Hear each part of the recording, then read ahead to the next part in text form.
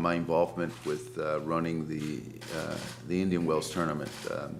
You know, as Stan had mentioned, it was really a small tournament. The attendance those first years, so it was only about 30,000 people. But you know, just the fact that we went out and I started figuring out. I said, you know, just like every one of us that played tennis, you know, we didn't play to come in second place. We always wanted to play to come in first place.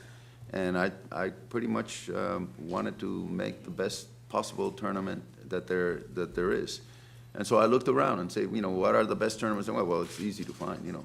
Look at the Grand Slams and say, that's the direction I need to start moving on.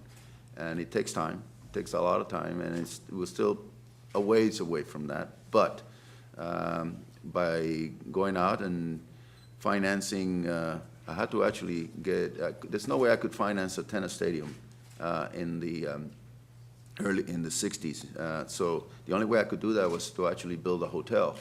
And instead of putting a swimming pool in the hotel, I built a tennis stadium.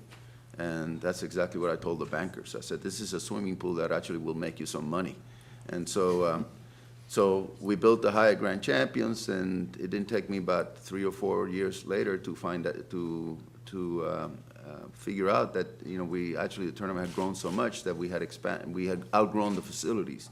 So I started looking then for a second venue, and so after many years we ended up at where the tournament is today, at the Indian Wells Tennis Garden.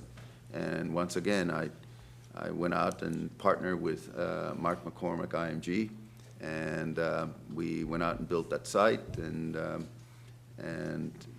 you know, started building the tournament, secured a Tier 1 women's sanction, combined them into a 2-week tournament.